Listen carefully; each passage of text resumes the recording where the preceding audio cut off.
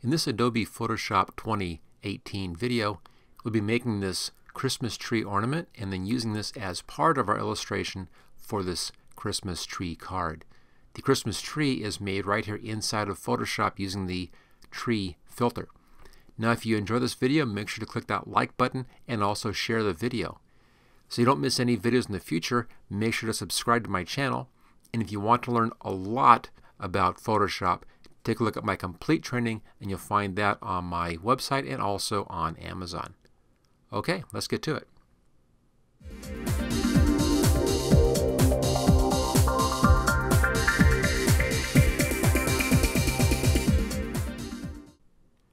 This Christmas card is made up of just some basic elements.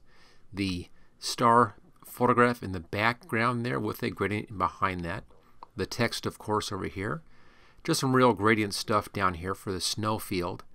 The Christmas tree is built using the tree filter, and that's filter, come down to render and tree. Right there, we'll be doing that.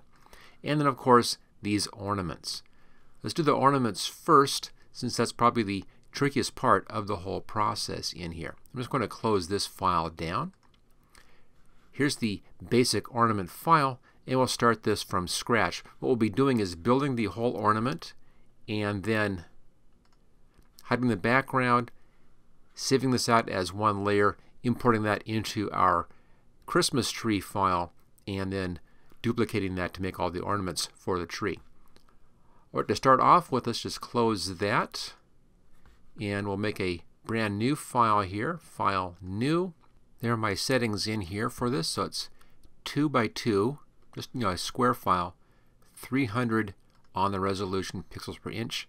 Background is white, that's fine, and then click on Create. There it is. We'll now put in just some centered guidelines on this. I want these right in the center, so 1 inch by 1 inch. I'm going to set the rulers up here to inches. Let's just change that. Now, two ways to put in these guidelines. One, you can just drag down this and it will snap right to that center position. There it is. Or you can actually go up here to View and make a new guide. Let's do a vertical guide this time. Set it at 1 inch. And again, that's right on the center. There's our center point. It just helps us to put our nice circle right in the center. I'll put the colors back here to their defaults just to start off with. And we'll come down to this little tool here. It's our shape tools. Click and hold for a second and choose the Ellipse Tool on that one. Let's set our options, and they're right over here. Set the options to circle and draw from center. There we go. And then change the foreground color. Click on the foreground color, and we'll change this to our kind of a nice orangey yellowy color in here.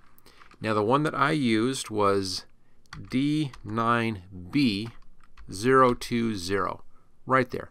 Just kind of a nice orangey yellowy color, not too bright and not too yellow or too orange.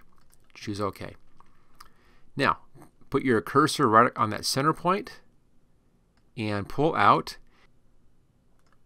There it is. And in here you can actually change the width and height if you want to. If you want these to stay the same, you can just click on that. Right in there, set up 450 pixels. We're seeing pixels in here.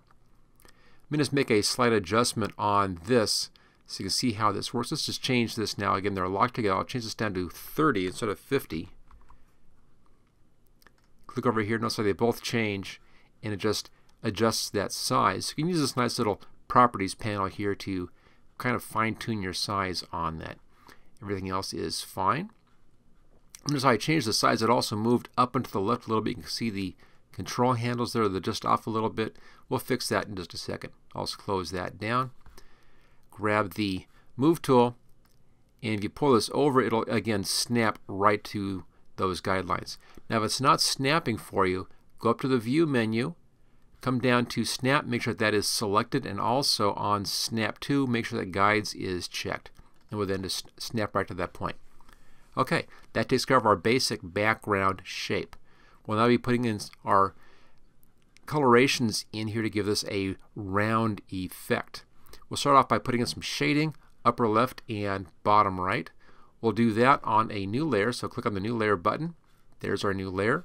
Let's change the color here to a new darker color. Again, I'm down in the hexadecimal colors right down here. This one is 7D6203.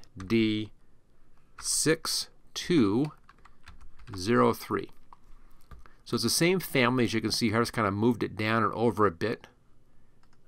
Just darker. Go to the paintbrush. Go up here to our brush options. And right towards the top up here on this big nice long brush list, just go clear to the top, choose soft round, and then let's set our size in here. Hardness is at 0, and on the size, let's go pretty large on this. I'll set this at 180 pixels. You see it's pretty big, just about fills this area. I just want to have just a spot in here and then a spot down there. So I'll just go over here and do 1, 2, maybe 3 clicks right here.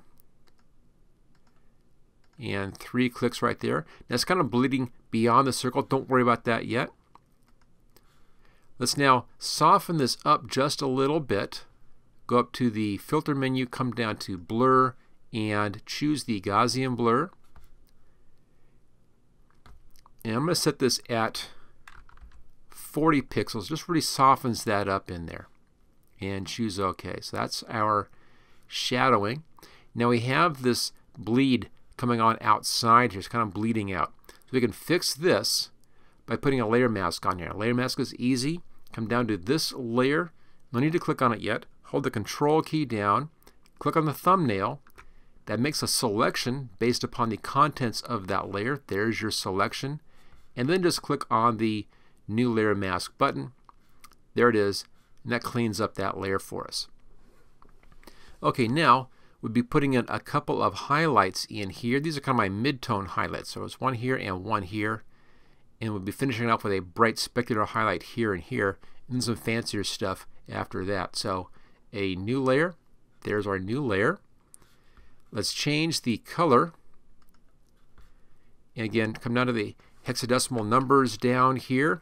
This will be F, B, C, 406. So it's the same color family still, just going up bright and saturated up there. Choose OK. Back to the paintbrush. Now let's bring the size of the brush down. That's too large for this. So let's bring the size of the brush down to 50 pixels. I'll just type that in. We're staying at a 0% hardness. And this time I want to have just kind of a curve shape in here, kind of mimicking the curve on the outside. Just like that, and just like that. Doesn't need to be any fancier than that. Just a couple little curves in there. If you want a bit more paint, just hit it a second time. And that should be okay. Let's now blur this out as well. So back up to Filter, back to Blur, Gaussian Blur. And let's change the blur now down to 15 so it doesn't blur as much as before. So you get some of that curve sense still in there. Choose OK. And that gives us our basic colorations. We'll now put in a hotspot in here. So new layer. There's our new layer. And on this new layer, be putting a white spot here and a white spot right down there. So I'll just reset our colors to their defaults, black and white, and then click on the invert, switch background, foreground color right there. We'll take a look at our paintbrush again. The size is good this time. Now right here, notice that there's kind of that brown spot. I'm going to come down to the inside edge of that brown spot, and I'll click right here 3 times. 1, 2, 3. Same place down here. 1, 2, 3, and then wrap around in here somewhere, about halfway out and up just a little bit. Just 1 tap right there. So 3 tap, 3 tap, and 1 tap. That's the first part of our reflections. Okay, so far so good. It's all looking nice. Let's now add some shadowing around here to help with the spherical effect. Come down to our ellipse. There it is. And then layer, layer style. And this time you want to come down to the inner shadow. Up here we have our inner shadow and our coloration. Click on coloration right here and set this at, you can see it right down there, 5C4801. So that's what you want, 5C4801. Choose OK. I have it set at multiply on that, and opacity set at 91. Uncheck use global light, and then move this control, kind of swing it around, and right about -40. So it's just around, there it is, kind of like down in the 4 o'clock position. So we have that. Check the rest of our basic settings in here. Distance is at 24 pixels. Choke is set at 0, and size set at 40 pixels. And then choose OK. And that just puts in just kind of a nice little shadowing in there. With that 40 degree, -40 degree turn, it kind of puts the shadow right down over here on the bottom right hand side, a bit heavier over there. So there's our basic shadowing. Let's make a new layer at the very top. So click on layer 3, make a new layer. There it is. Let's change our colors here to black in the foreground, white in the background. Click on the paint bucket and just click in here and fill this whole thing with black, just like that. There it is. Let's now take this layer mask down here and copy this up to this layer. Easy to do is hold the Alt key down and then click and drag. We now can apply a lens flare to this black circle. Go up to Filter, come down to Render, and Lens Flare. There we are. Bring up our dialog box, and there's the lens flare. You can grab the crosshair on that flare, kind of move that around anywhere you want to.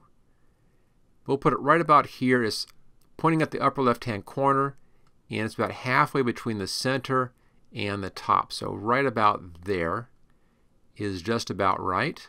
And let's adjust our settings down here. We'll set this to a 105mm prime, and let's set the brightness to 120%, so it's pretty bright, as you can see right there. And then choose OK. There's the lens flare. We now need to blend this in with everything else underneath. Go to the blend modes right there and come down to Linear Dodge Add. And that blends this in with everything else in the background. That's a bit too bright, not too much. So I'll bring down the opacity here to 95. Just takes just a little bit of the edge off of that. Let's now put the top of the ball in here. This will be in front of the background and behind the ball. Right down here, go to background, put on a new layer. It'll be right in that location right there, underneath or in behind our basic ball shape. Now for this, we want to have the rounded rectangle tool. Over here, we have radius right there, and that's set at 10 pixels for the radius. Take a look at the options in here, unconstrained, and then from center on that. So I'm going to start right down here someplace. I'll just pull this out like this. Now all we care about is the part that's sticking up in behind the ball in there. Ignore this stuff, that doesn't matter. It's just that top part that we're caring about. Okay, so what I had here is width of 78 pixels. Again, the height's not important on this one. And then close that down. Now you can always come in here with the Move tool and use your cursor keys, your arrow keys, to move this up and down if you want to fine-tune that position. Having some space in here allows you to fine-tune that position. Let's now zoom in on this thing. Grab our zoom tool. Zoom in. We no longer need that guideline in here. I'll just hide that guide. Just uncheck extras. We'll now put a gradient in here on this. For the gradient, we want to have a couple of colors. Grab the gradient tool. There it is. There's little things that are popping up like that, kind of popping up. This is one of those new features here in 2018. Kind of annoying sometimes. I'm leaving it on for my demonstrations for a short time, but it's something which you may want to turn off later on. You can turn that off in the preferences. Okay, so here's our gradient. It's a foreground to background right now. To apply a gradient, we'll need to rasterize this layer. So right click on the name and choose rasterize layer. So it's not just a graphic. Hold the control key down and click on the thumbnail, which selects that. Let's now set our foreground and our background colors. Click on the foreground color. There we are. And let's set this one again down here on the hexadecimals. FACB 24. Just kind of a nice bright orange. Choose OK. Now click on the back, the white in there. Again, down on the hexadecimal spot. This one is 64500A. Same family as the orange, just darker. So there we are. Now, set this at reflective, which is right here. Reflected gradient. Come in about in here someplace, so it's about a quarter of the way in, right in the middle, and just pull straight to the side. And that reflects that left and right. Now, if you pull it a little bit shorter, you can get a bit more of that darkness in there. It looks a bit more like a metallic reflection on that. So just a real short little pull on that one. Okay, that takes care of that. We can now deselect. So that's select and deselect. Last thing is to give it just a little bit of an edge effect in here. It probably won't even be noticeable on the card, but it's not a bad idea to put it in anyway. And we'll do that with a layer style. So layer, layer style. This time we'll be coming down and doing an inner bevel in here. So go to our bevel and emboss and inner bevel. I have it set at chisel soft. And on the depth, you can see our effect right there. There's kind of the effect happening. And let's change this to about 136. Should be okay. Looks good. Let's change the size in here down to 4. So it limits that size, 4 pixels. Gives us just a nice little edge right along there. Again, it's very, very subtle really, but it adds just a little bit of a touch to that. Now, global light is unchecked, and I have the angle here set at 136. With all that, choose OK, and there we go. There's our top little bit. Last thing we need is a circle up in here. Let's just scroll up a little bit. So just a circle kind of sticking out on top of this. Now this is also below this piece, so let's come down here, put a new layer above the background, and we'll be doing it right in this location. So let's go over to our circle shape. Here's our shapes. Hold the button down for a second on the mouse. Click on the Ellipse Tool. Let's go back up here. And you want circle drawn from center. That's fine. Let's bring our guidelines back up again. So let's go ahead, show our extras. There it is. Just come down here someplace. Doesn't need to be anywhere specific. And we're going to be pulling this out and creating a circle and then adjusting our circle. Before we do that though, let's set our coloration for this. Set the fill right here. Set the fill to no fill. Right there. We'll set the stroke to our dark brown, which is up here on the recently used list. This is right there, so let's grab that one. There's our dark brown stroke. I have it set at 3 point, which is fine. And come down here onto the line somewhere and then pull out like this until, oh, it's about here somewhere, kind of like that size.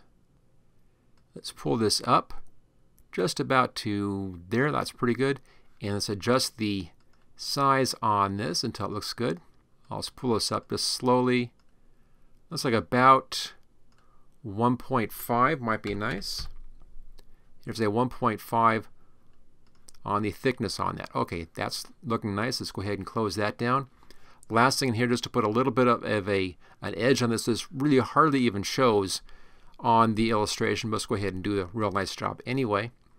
So back up to layer, come down to layer style.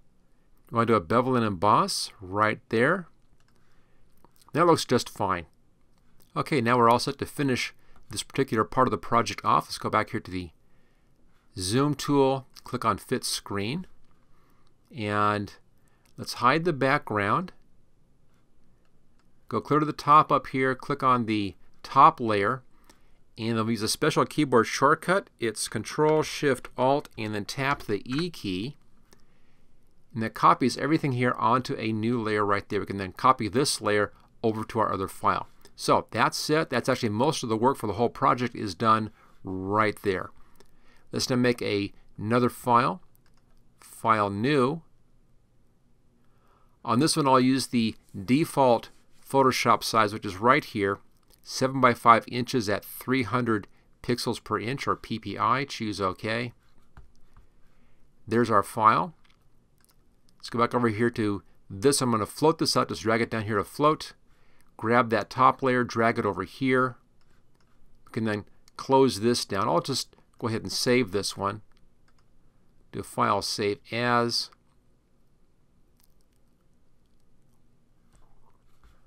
And I'll call this one Ornament. There we are, just to save that and get rid of that. Okay, we'll start by making a new layer. There we are. And I'll hide that layer. On this layer, let's go up here to the Filter menu, come down to Render, and in here you'll find a filter named Tree. Right there, click on the tree, and this brings up the tree dialog box. There it is. Really interesting program in here. You can choose all kinds of different tree types, basic tree types. Oak tree, redwoods, ginkgo, maple, way down here, there's some other stuff as well. We'll be using the Pine Tree 1 as our option. And you can change the lighting direction here. You can move this around and see how our lighting changes slightly. There it is. You can kind of see that little subtle stuff, left to right. So the lighting that I used is 68, which puts the lighting kind of right in here. A little dark on this side, light right there. You can adjust the number of leaves. I'll go right down real low here. Let's go real high. So tree leaf adjustment, we'll set this one at 50. You can work with the size of your leaves in here, the height of the branches. Now this one's important. It's how far up the branches start on the trunk of the tree. For a Christmas tree, look, we want this down very low to the bottom. If I put this to the center here, we get this kind of a thing. So I keep this way over here towards the left-hand side, and I had mine set at 77. You can also adjust the branch thickness. You can even change the kind of leaves in here. Of course, this changes to a different type of tree, so I'll just leave this at the default leaves. You can randomize the shape, again, not necessary for this kind of tree, and you can play around with the arrangement as well. I'll leave all those at their default settings. So here we go. So it's the basic tree type here, base tree type, Pine Tree 1, light direction 68, leaves 50, leaf size 120, branches height 77, everything else left at the defaults. Choose OK. Builds our tree for us, and there it is. There's our nice little tree. At this point, we want over here just a little bit, about on the right quarter position. So right about in here somewhere. It's not really critical. Now the tree came in just a little bit large, so I'll bring my tree size down just a touch. I want a little bit of space, a little more space here above the top. So I'll use the Control-T keyboard shortcut, bring our control handles up, hold the Shift key down, and just bring the tree down just a little bit. Like that. There we go. Maybe over just a touch. We can, of course, tweak and fine-tune the position once we get this card finished. But there it is. That's the tree. So it's real easy to go ahead and get these trees made. Now we can use that decoration on this. There it is, hiding the background. I'll just pull that above our tree layer. We need to shrink this down to fit the tree. So again, same thing. We're on the ornament layer. Control-T, hold the Shift key down, and let's bring this down to a nice size for the tree, which is about here someplace. About 1/4 of an inch wide should be fine. Now, at this point, we need to zoom in on this. I might make it just a little bit smaller, actually. So Control-T again, a little smaller. That looks pretty good. They need to zoom in a fair amount. Otherwise, you'll have a hard time moving these around. I think that's in just a bit too far, actually. So I'll just hold the mouse button down. You can do what's called a scrubby zoom. Actually zoom out just a little bit like that. So about here is pretty good. The scrubby zoom is this checkbox right there. Nice little trick. Okay, now that we have that, now the reason for moving this in is if you are out too far, it's hard to grab this and move it around. You end up moving other things instead. So let's just begin to place some of these ornaments in here. I'll stick one about here. Grab this layer, new layer button, and pull that over here somewhere. So we're just kind of placing these ornaments on the tree. Now at this point, again, you can play with the size of the ornaments if you want to, adjust their positions, all that kind of fun stuff. You can even change sizes if you want to have different sizes in there. One thing I wouldn't recommend doing is colorizing the ornaments at this point, because we have so many blends of oranges and yellows in here. If you want to colorize these to make them different colors, it's better to do that back when you're building the ornament, where you have more control over the colorization and you won't colorize your highlights, things like that. So do your colorization over there before you bring it into the image here. Let's just zoom out just a touch. Go out here to fit screen and double check. Those look pretty good. All right. Just want to make sure the size is okay. They're a little on the large side, but I kind of like these larger rather than smaller. If I'm erring one way or the other, I like to err towards the larger size. Now notice I have auto select up here selected. That way I can easily just go over here and grab one of these and move it around a little bit to tweak its position. Okay, at this point it's just a matter of copying these layers. Make sure you always go from your last one, and then we'll just put a bunch of these ornaments in here and just step from one to the next and fill the tree up with these ornaments. Let's just put one over here. All those little pop-up guidelines in there, those help you to align things. It's not critical for this particular project, though, to have that. You can control the appearance of those in the preferences if you want to show or hide those. I normally just leave those on, but it's, again, not critical for our current project. Let's put one up here somewhere. I'm just moving them around, just basically spacing them around the tree. Nothing really specific about where I'm placing these. I don't want to have anything too close, and I don't want to have them grouping or bunching up too much, but a little bit of kind of visual grouping is not a bad thing. Let's take one over to this side. Now, you don't want it like this. You don't want it where it's not obviously hanging from a branch. So make sure that the top of your ornament is at least up against a branch, so it looks like it could be hanging in there.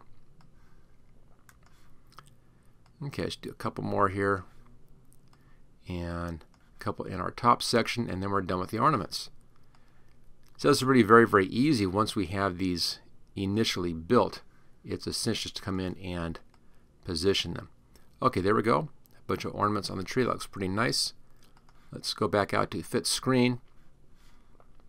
Now again, since we have this set with that auto select, it's easy to come in at this point and tweak your positions.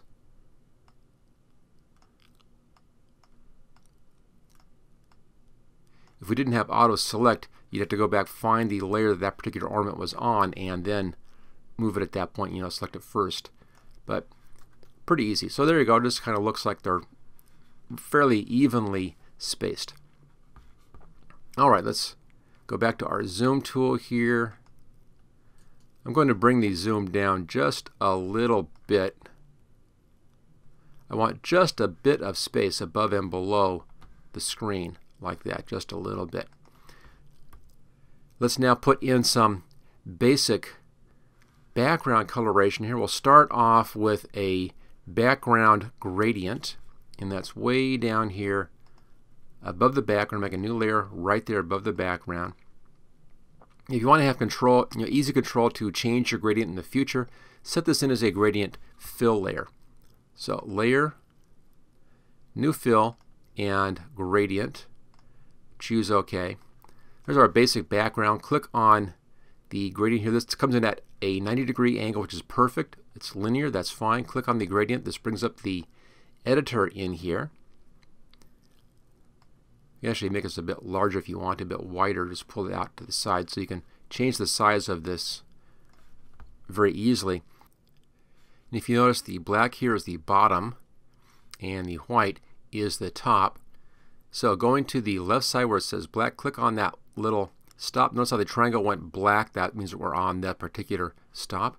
Click on color in here and then change the color to 0555 F8. Just kind of a nice medium blue value in there, kind of a royal blue value.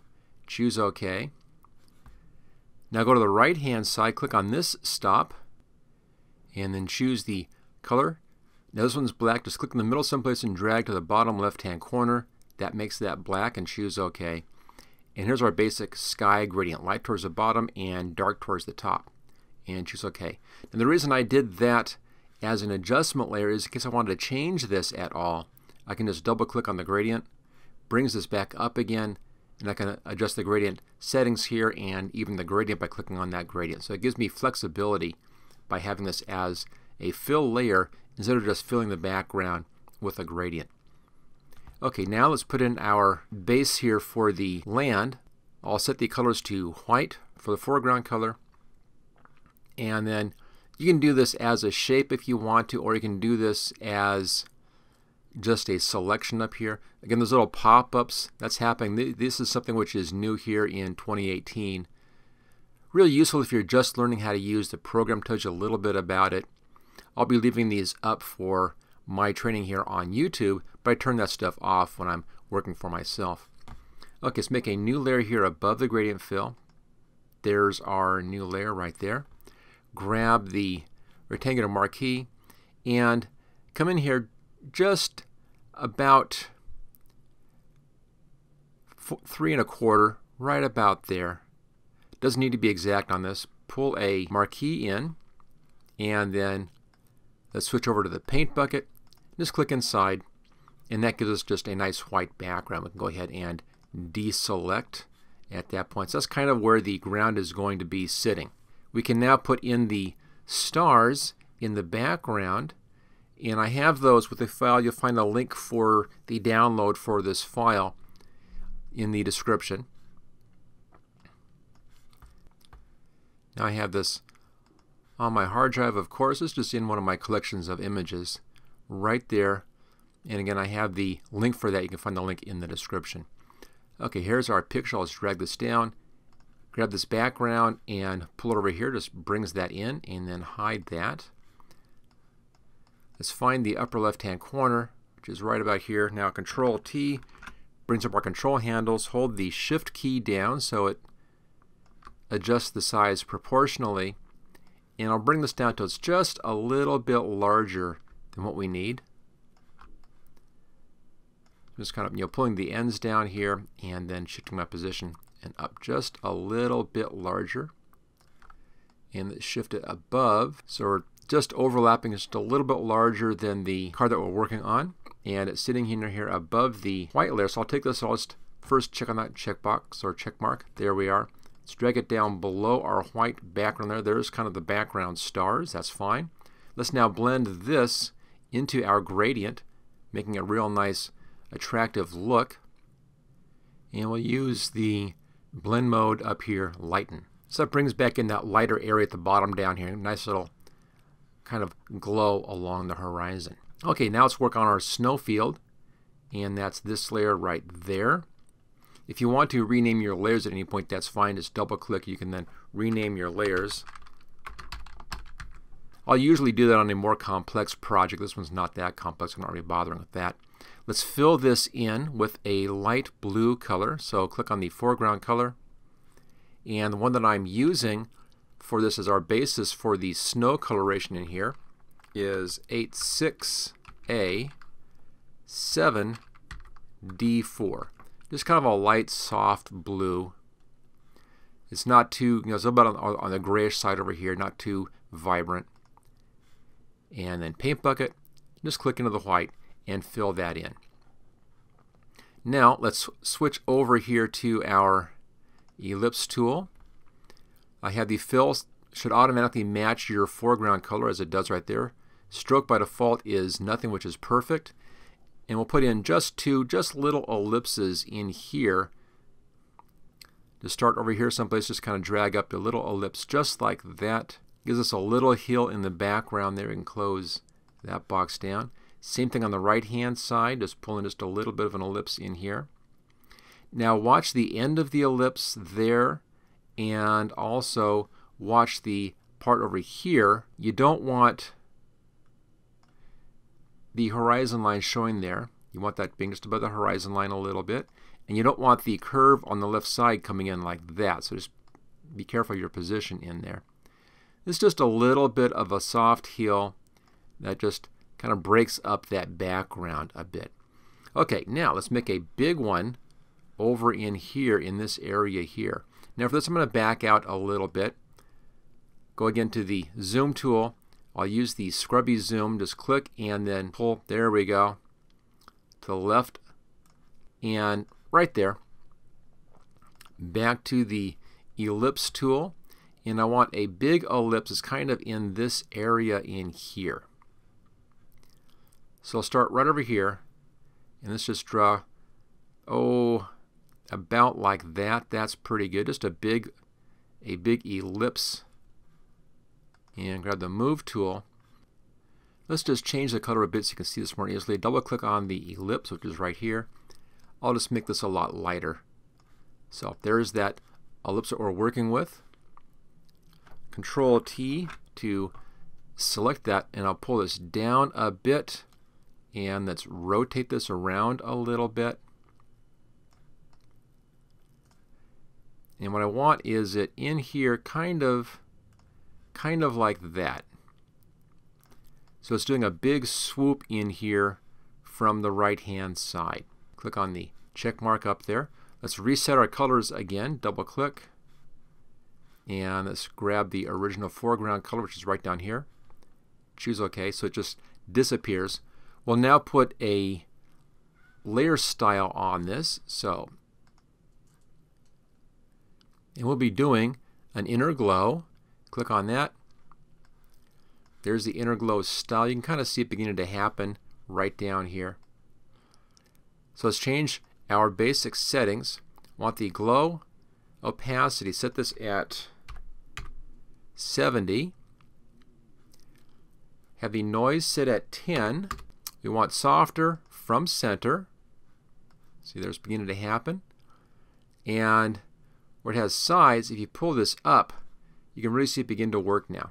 So I go clear up here towards the top, it just softens that whole thing way down like that. And that puts in just a real nice kind of light area here for the tree. Just softens that out. If you want to at this point, you can even adjust your opacity a bit, make it a little bit more subtle. So you have that control in there. You can do that one to suit. What I'm doing on this is an opacity here of 70. So choose OK. That part's done. Let's now do another little ellipse over here. Back to our ellipse tool. Let's just make a new layer so we don't have any problems in there. And this one's just a real flat little ellipse. About like that's pretty good. And then move this one up so it just comes just over the base of the tree. And you want it so you don't have that curve happening here. So let's do the Control T. And I'll pull this down a bit so that that curve is down below the edge. We can spin this again just a touch. Just little tweaks in here to get this position exactly right. I think I might pull the tree down a little bit as well at this point. Okay, so that's the position. Now this one needs to be in front of the tree. So let's click our check mark, pull this ellipse in front of the tree. Let's go to our tree layer and Control T. I like my space at the top, so I'm just going to pull this out, hold the Shift key down, put just a little bit larger so that the base of the tree is in behind that snowdrift, and choose OK. Alright, back to our snowdrift, which is this ellipse here above the tree. Let's now put our layer styles on this. Go up here to Layer, come down to Layer Style. And again, we'll be using the inner glow, but slightly different settings. And so this we get this kind of dark edge up there. I don't want to have that dark edge. I want to reverse that. So change the setting here from center to edge. And it does that, gives us this nice little edge brightness in this kind of nice little soft edge. Okay. Double check everything here. Opacity at 70%. Noise at 10. That's all the same. Size is the same. Only real difference here is we change from center to edge. Choose OK. And that takes care of that little snowdrift. All right, that finishes off the ground. We now have two things left. That's the text and that star above the tree. Let's go back to our tree layer. Be working on this. We want the star in behind this tree layer. So come down to the star layer, grab the Elliptical Marquee tool, place it right above that. I'm going to zoom in a bit here. I think we can zoom in again, fit screen. That's good. Okay, and Elliptical Marquee tool, come right on top of the star. I'll show it over here on this one, it's easier. Just kind of put your crosshair right on the middle of that. Hold the Shift and the Alt keys down and pull out. This gives you a perfectly circular ellipse or circle. Now, as long as I'm still on that tool, I can tap this position over and just fine-tune the position of my selection using the cursor keys, those arrow keys. Once we have that selected, go up to Layer and New and Via Copy. There's a copy. This is a star. I'm going to rename this one just so we don't get confused on this. Call that one Star.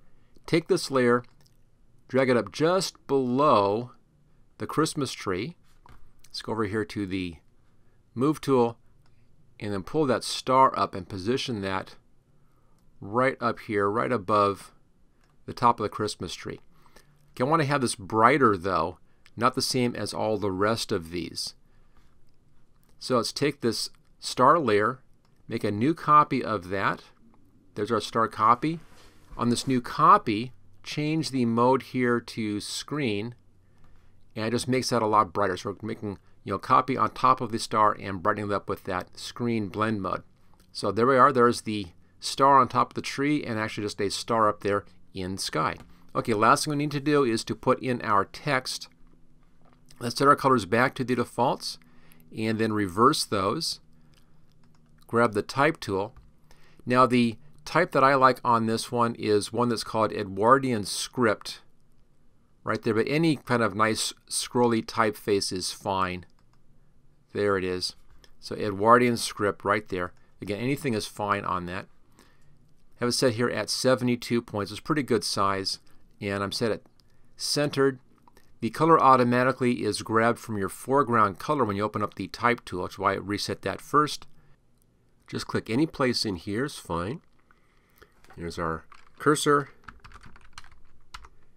And then Happy Holidays. Let's now grab the Move tool and position this. This kind of fills this area here, just kind of nicely centered in that area of sky. Now I want a little bit more separation down here, so I'll give this thing a drop shadow. Go up to Layer, come down to Layer Style, and then down to Drop Shadow. And in here I have mine set with an angle of 136 right there. Distance is set at 14. That kind of pulls it away from the type a little bit.